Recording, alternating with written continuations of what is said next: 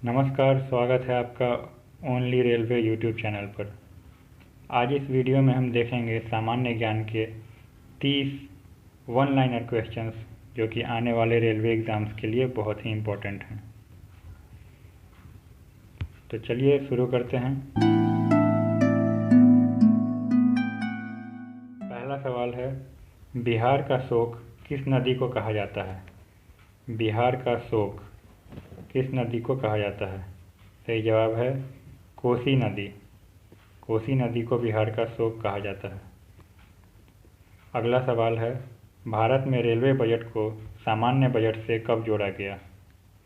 भारत में railway budget को सामान्य बजट से कब जोड़ा गया, यानी किस वर्ष जोड़ा गया? सही जवाब है वर्ष 2017 में। अगला सवाल है, लाइफ डिवाइन के लेखक कौन हैं? लाइफ डिवाइन एक पुस्तक है, उसके लेखक कौन हैं? सही जवाब है अरविंद घोष। लाइफ डिवाइन के लेखक हैं अरविंद घोष। पंचायती राज्य के त्रिस्तरीय समिति का गठन किसके द्वारा किया गया था? पंचायती राज के त्रिस्तरीय समिति का गठन किसके द्वारा किया गया था? सही जवाब है बलवंत राय समिति के द्वारा किया गया था।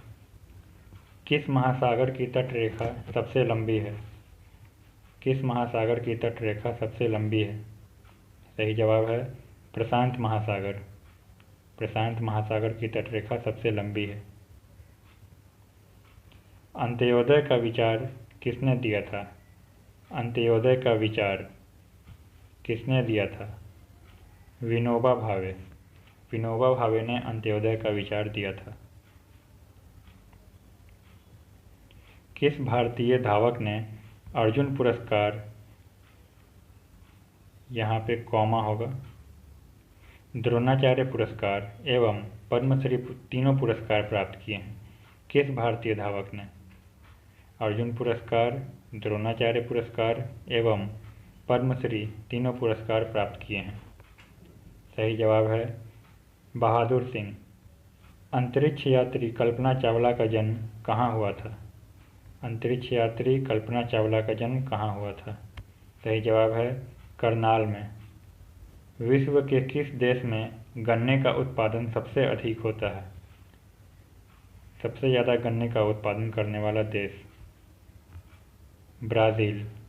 ब्राज़ील में सबसे ज़्यादा गन्ने का उत्पादन होता है। बौद्ध धर्म से संबद्ध अर्धगोलाकार अंत्येष्टि संबंधित टीले को क्या कहते हैं? बौद्ध धर्म से संबद्ध अर्धगोलाकार अंत्येष्टि संबंधित टीले को क्या कहते हैं? जो एक अर्धगोलाकार ढांचा बना होता है बौद्ध मठों के पास या फिर जहाँ भी बौद्ध स्थल है, उसे कहते हैं स्तूप। कौन से दो राज्य कावेरी जल विवाद में संलग्न हैं? कौन से दो राज्य कावेरी जल विवाद में संलग्न हैं? कर्नाटक और तमिलनाडु। अगला सवाल है, न्याय की जंजीर किस मुगल शासक ने स्थापित की थी? न्याय की जंजीर किस मुगल शासक ने स्थापित की थी? जहांगीर। जहांगीर ने न्याय की जंजीर स्थापित की थी। अंधेरी नगरी चौपट राजा किसका कथन था? अंधेरी नगरी चौपट राजा कथन था भारतेंदु हरिश्चंद्र का। भारत में आणविक रिएक्टर के जन्मदाता कौन माने जाते हैं? आणविक रिएक्टर के जन्मदाता भारत में माने जाते हैं होमी जहांगीर भाभा, जिनके नाम से भाभा एटॉमिक रिसर्च सेंटर है। जिंदगी के साथ भी जिंदगी के बाद भी, ये जो टैग लाइन है ये किस विज्ञापन की पंक्ति है? सही जवाब है भारतीय जीवन बीमा निगम, यानी कि LIC इंडिया लिमिटेड। अगला सवाल है, खजुराहो मंदिर का निर्माण किस राजवंश के राजाओं के द्वारा किया गया था? खजुराहो मंदिर का निर्माण किस राजवंश के राजाओं के द्वारा किया गया था? सही जवाब है चंदेल शासक के द्वारा। संयुक्त राष्ट्र संघ का संयुक्त राष्ट्र नाम किस राष्ट्रपति ने दिया था? संयुक्त राष्ट्र नाम जो पड़ा वो किस राष्ट्रपति के द्वारा दिया गया था? सही जवाब है Franklin D Roosevelt. Franklin D Roosevelt के द्वारा संयुक्त राष्ट्र नाम दिया गया था। मुस्लिम लीग की स्थापना किस वर्ष हुई थी? मुस्लिम लीग की स्थापना हुई थी 1906 में। सन 1907 के कांग्रेस के नरम दल और गरम दल के बीच हुए विभाजन को किस नाम से जाना जाता है? 1907 के नरम दल और गरम दल के बीच हुए विभाजन को किस नाम से जाना जाता है? सही जवाब है सूरत फूट। संविधान सभा का सभापति कौन था? संविधान सभा का सभापति कौन था? सही जवाब है डॉक्टर राजेंद्र प्रसाद।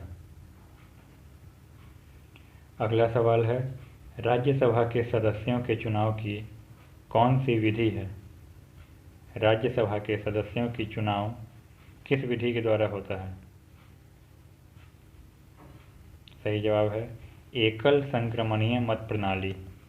एकल संक्रमणीय मत प्रणाली। कैलाश सत्यार्थी को किस क्षेत्र में नोबेल पुरस्कार दिया गया है? कैलाश सत्यार्थी को शांति के क्षेत्र में। सिख गुरु तेग बहादुर को किसने मृत्यु दंड दिया था? गुरु तेग बहादुर को मृत्यु दंड दिया था औरंगजेब ने। अग्नि का आविष्कार किस काल में हुआ था?